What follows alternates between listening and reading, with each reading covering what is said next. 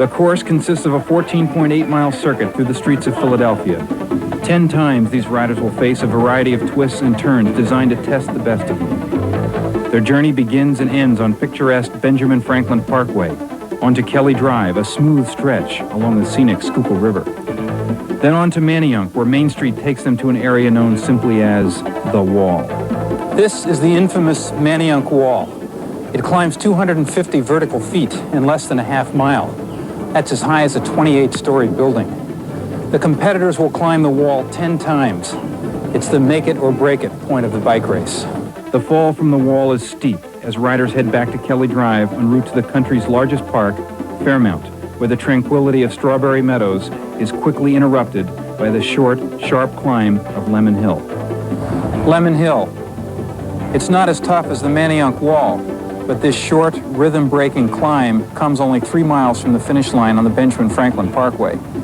It's here, particularly on the last lap, where the strong riders will try to get rid of the weak ones.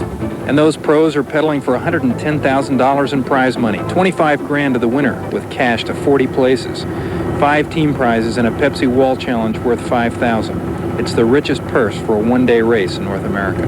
And we're on the wall here now, and Sean Wallace is going to appreciate this, because in the 3 years I've come to this Corestates race now, how the wall has developed the character of the whole of the event.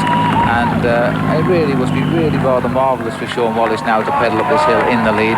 The longer he stays out there, the more this crowd will warm to him. And of course, don't forget we've got the waterhole halfway up as well. David, by the way he is riding side to side. Now, does that indicate anything to you?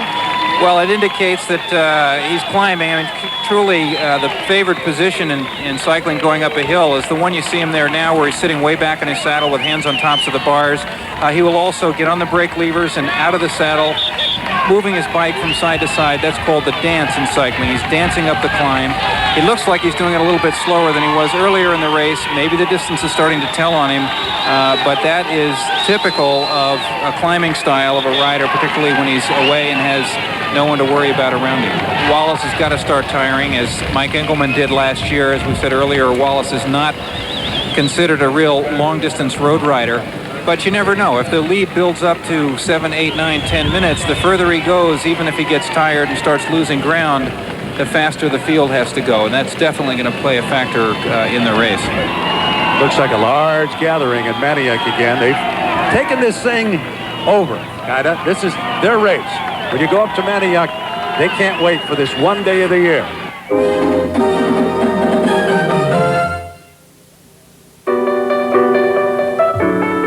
Manayunk was established in the 1820s along the east end of the Schuylkill River. The canal was the catalyst for thriving millwork businesses. The people of the mills were strong and close-knit, and this sense of neighborhood continues today, thanks in part to the Corestates race. The people that made up Manayunk were the people who worked in the mills.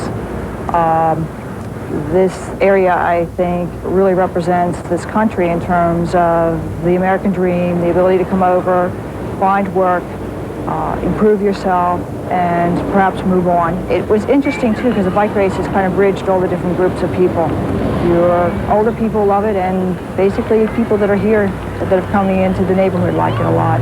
The town of Manayunk has experienced a second renaissance because of the popularity of the bike race.